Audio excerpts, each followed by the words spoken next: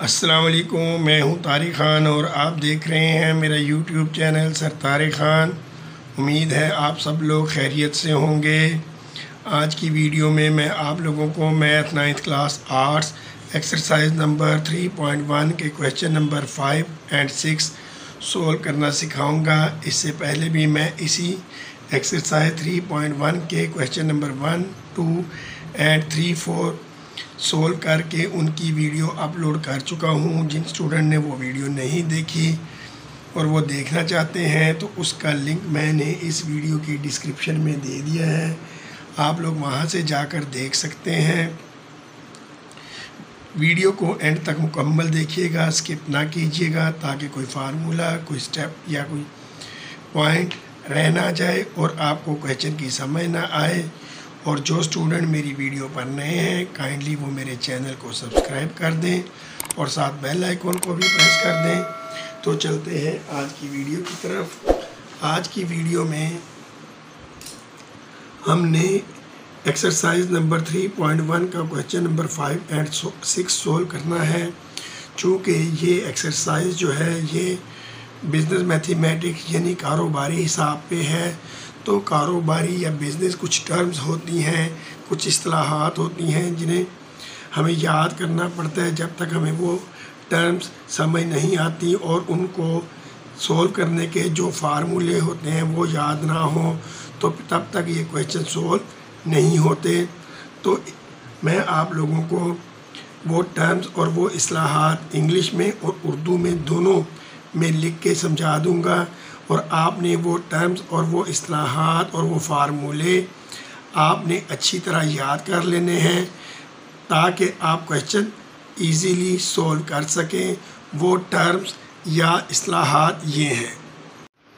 Business mathematics या कारोबारी हिसाब के क्वेश्चन सोल्व करने के लिए हमें कुछ टर्म या इस्तिलाहात याद करनी पड़ती हैं और समझनी पड़ती हैं। जब तक हमें ये टर्म्स याद नहीं हो जाती और इनकी समझ नहीं आ जाती तब तक हमें ये क्वेश्चन सोल्व करना काफ़ी मुश्किल होता है।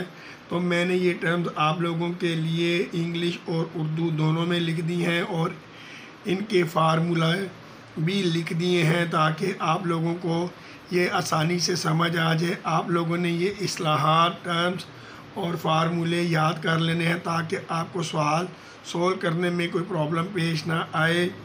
तो चलते हैं। सबसे पहली जो टर्म है वो है कॉस्ट प्राइस। इसे हम सीपी से डिनोट करेंगे और इसका मतलब होता है कीमत ख़रीद। इसे परचेज़ प्राइस भी कहते हैं। जिस कीमत पर कोई चीज़ ख़रीदी जाती है उसे कॉस्ट प्राइस या परचेज़ प्राइस कहते हैं। उर्दू में इसे कीमत ख़रीद कहते हैं। Selling price, SP selling price, कीमत फ़रोख्त। जिस कीमत पर कोई चीज़ बेची जाती है उसे कीमत फ़रोख्त या सेलिंग प्राइस कहते हैं। प्रॉफिट, नफ़ा या मुनाफा, जो आप लोगों को प्रॉफिट होगा बेचने पे उसे नफ़ा या प्रॉफिट कहेंगे। लॉस, नुकसान, अगर आपने चीज़ ख़रीद कर महंगी ख़रीद कर सस्ती बेच दी है तो आपको लॉस हो जाएगा, उसे नुकसान कहेंगे। परसेंट प्रॉफिट, नफ़ा फ़ीसद के आपको कोई चीज़ बेचकर कितने परसेंट नफ़ा या प्रॉफिट हुआ है। परसेंट लॉस, नुकसान फ़ीसद के आपको कोई चीज़ बेचकर कितने परसेंट या कितने फ़ीसद नुकसान हुआ है। डिस्काउंट या रिबेट, इसे उर्दू में छूट कहते हैं। जब आप कोई चीज़ बेचते हैं और आप सेलर को कोई थोड़ा सा पैसे छोड़ दें तो वो छूट या डिस्काउंट कहलाता है। मार्केट प्राइस, दर्ज शुदा कीमत, जो टैग प्राइस होती है किसी चीज़ के ऊपर जो कीमत लिखी होती है, रिटर्न प्राइस जो होती है उसे मार्क प्राइस या दर्ज शुदा कीमत कहते हैं। उम्मीद है कि आपको ये टर्म समझ आ गई होंगी। तो अब चलते हैं इनके फार्मूलों की तरफ। फार्मूले मैंने इंग्लिश में लिखे हैं लेकिन ऊपर मैंने हर चीज़ को उर्दू में भी बयान कर दिया है। तो जो स्टूडेंट उर्दू मीडियम के होंगे वो वहाँ पर उर्दू वाले अल्फाज लिखेंगे। जैसे कि ये कॉस्ट प्राइस है, कॉस्ट प्राइस का मैंने आपको बताया था कीमत ख़रीद, तो आप यहाँ पर कीमत ख़रीद लिखेंगे। अब कॉस्ट प्राइस का फार्मूला है कॉस्ट प्राइस बराबर है सेल प्राइस। अब यहाँ पर कीमत फ़रोख्त माइनस प्रॉफिट माइनस नफ़ा और सेल प्राइस माइनस लॉस। जो कॉस्ट प्राइस है वो 3 तरीक़ों से निकल सकती है। पहला उसका तरीका है कि सेल प्राइस में से प्रॉफिट को माइनस कर दें, या सेल प्राइस ये ऐड होना है, प्रॉफिट ऐड करना है, नहीं minus, sell price minus profit या sell price plus minus loss, जो भी होगा इसे माइनस कर देंगे तो ये हमारी कॉस्ट प्राइस निकल आएगी। और एक इसका दूसरा फार्मूला भी है डायरेक्ट निकालने का, sale price into 100 over 100 plus profit percent. Profit percent का मतलब होता है कि अगर उसने 10% प्रॉफिट कहा है तो आप यहाँ पर 10 लिखेंगे, 5% कहा है तो आप सिर्फ 5 लिखेंगे, 7% नहीं लिखेंगे। और sale price into 100 over 100 minus loss percent. Loss percent का मतलब होगा कि जितने परसेंट पे, जितने फ़ीसद पे आपको नुकसान हुआ है। अगर 5% है तो सिर्फ 5 लिखना है, परसेंट साथ नहीं लिखना। 10% है तो सिर्फ 10 लिखना है, परसेंट नहीं लिखना। इसके बाद है सेल प्राइस। सेलिंग प्राइस या सेल प्राइस, इसे कहते हैं कीमत फ़रोख्त। कीमत फ़रोख्त मालूम करने के लिए जो फार्मूला होता है, कॉस्ट प्लस प्रॉफिट या और कॉस्ट माइनस लॉस या नुकसान। कॉस्ट असल कीमत जमा प्रॉफिट जो नफ़ा हुआ है, अगर इन दोनों को जमा कर देंगे तो भी हमारी सेल प्राइस निकल आएगी, या अगर कॉस्ट में से जो लॉस हुआ है उसे माइनस कर देंगे तो भी आपकी सेल प्राइस निकल आएगी। और अगर आपने डायरेक्ट निकालना है तो फिर आप लिखेंगे cost price into 100 plus profit percent. Profit percent का मैंने पहले भी बताया कि यहाँ सिर्फ 5% होगा तो सिर्फ 5 लिखना है, 10% होगा तो 10 लिखना है, 3% होगा तो सिर्फ 3 लिखना है, 5% होगा तो 5, 7% नहीं लिखना। वो परसेंट जो है वो नीचे 100 की सूरत में चला जाएगा। और cost price into 100 minus loss percent. जितने परसेंट लॉस हुआ है, अगर 5% है तो 5 लिखेंगे, परसेंट लिखने की ज़रूरत नहीं है, ओवर 100।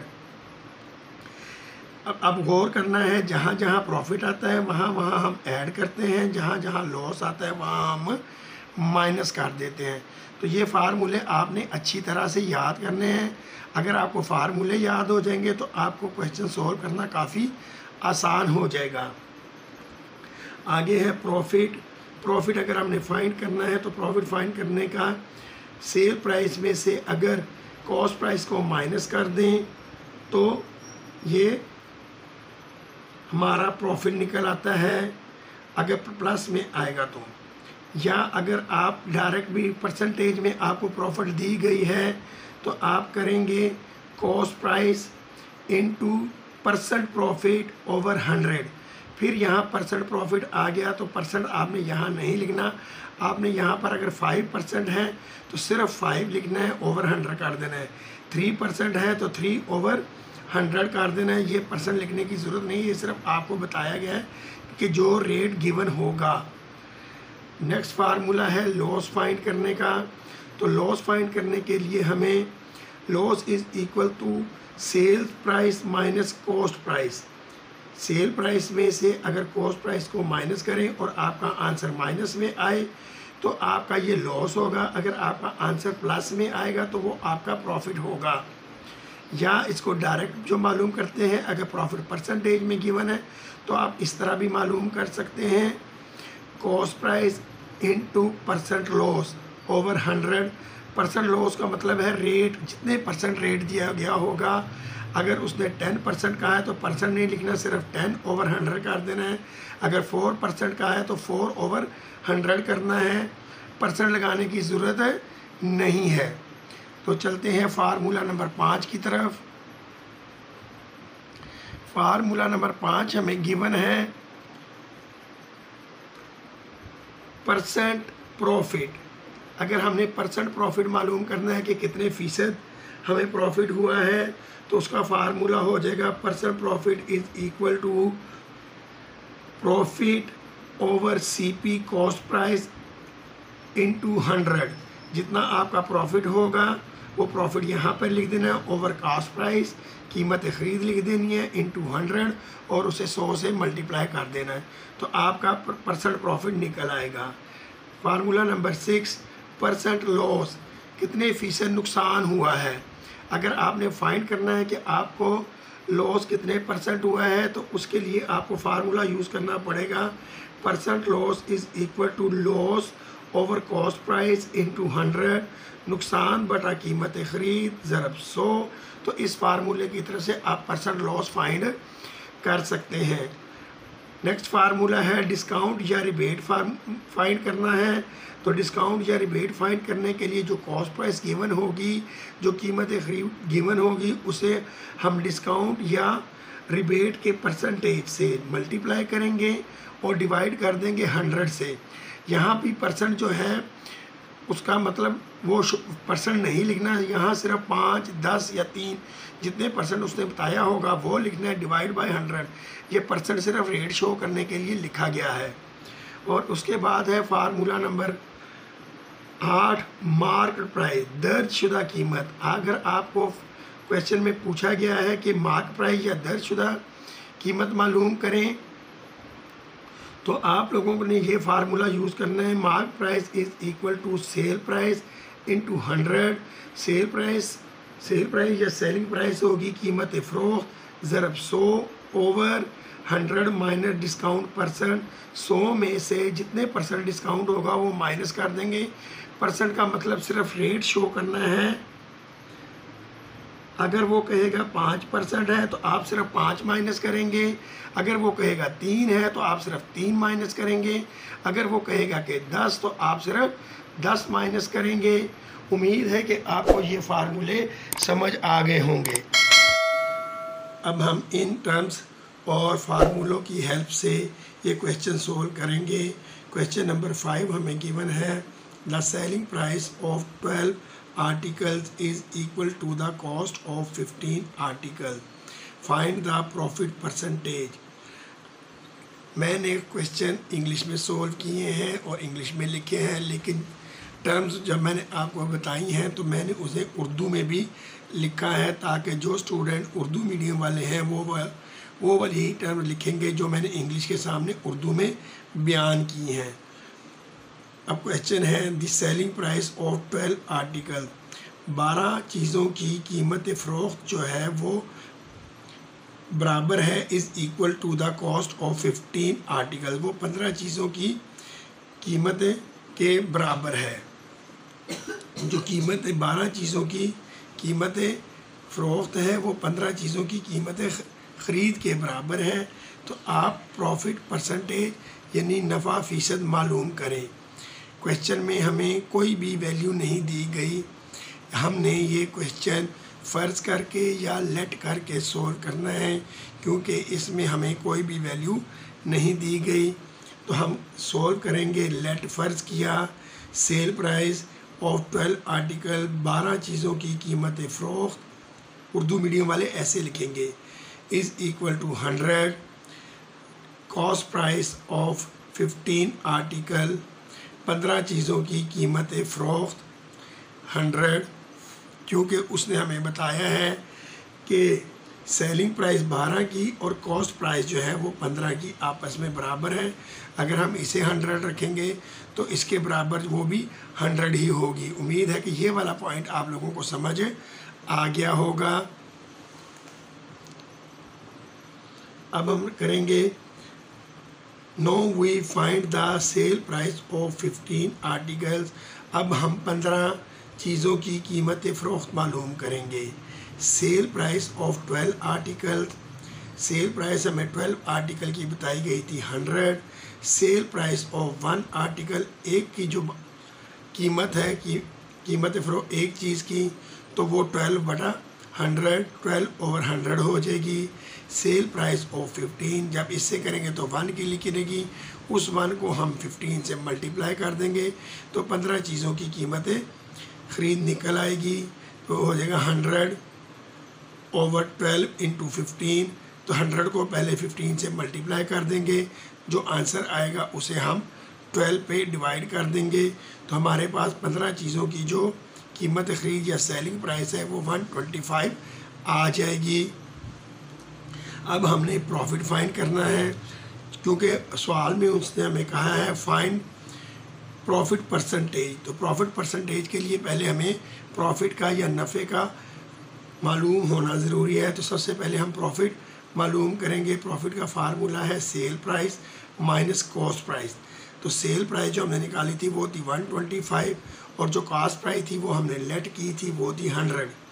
तो 125 में से हम 100 को माइनस कर देंगे तो आंसर आ जाएगा 25।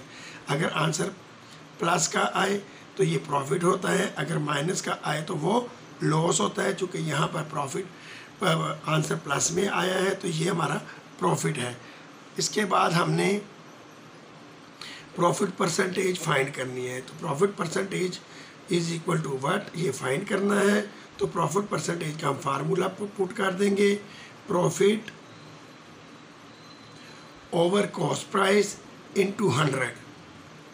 तो अब हम इस फार्मूले में वैल्यूज़ पुट कर देंगे। जो प्रॉफिट था वो 25 था, कॉस्ट प्राइस जो थी वो 100 थी और इनटू 100 ये फार्मूले का था। 100 से 100 कैंसिल हो गया तो हमारे पास आंसर आ गया 25। तो यही हमारा आंसर है, 25% हमारी प्रॉफिट परसेंटेज है। उम्मीद है कि आपको ये क्वेश्चन समझ आ गया होगा। तो चलते हैं क्वेश्चन नंबर 6 की तरफ।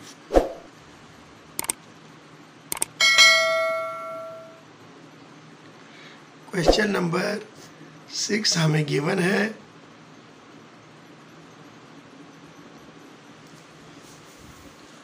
फाइंड द कॉस्ट प्राइस, कीमत फ़रोख्त मालूम करें। If a fan is sold for ₹1470, अगर एक पंखा हमने 1470 रुपये में बेचा तो उसकी असल कीमत ख़रीद मालूम करें। To get a profit of 1/6 of its cost price, ताकि हमें इसकी कीमत ख़रीद का 1/6 या 1/6 मुनाफा हासिल हो सके। अब इस क्वेश्चन में भी हमें कॉस्ट प्राइस मालूम करनी है तो हम उसे लेट कर लेंगे। चूँकि क्वेश्चन में पूछा गया है फाइंड द कॉस्ट प्राइस मालूम करें। अगर वो हमने पंखा सोल्ड कर दिया है, बेच दिया है, 1470 था 70 का, तो हमें प्रॉफिट 1/6 ऑफ कॉस्ट प्राइस हासिल होना चाहिए। तो हम करेंगे सोल्यूशन लेट कॉस्ट प्राइस 100। ये हमें उसने बताया हुआ नहीं है तो हमने इसे लेट कर दिया, लेकिन प्रॉफिट उसने हमें बताया है कि जो प्रॉफिट हमें या नफ़ा होगा वो 1/6 ऑफ द कॉस्ट प्राइस होगा। तो हम लिखेंगे प्रॉफिट 1/6 ऑफ कॉस्ट प्राइस। तो कॉस्ट प्राइस जो थी वो हमारी 100 थी, तो 100 से मल्टीप्लाई होकर 100 आ जाएगा, ओवर 6 आ जाएगा, तो इतना हमारा प्रॉफिट हो जाएगा। सॉरी, यहाँ प्लस आना नहीं, मल्टीप्लाई ही आना है।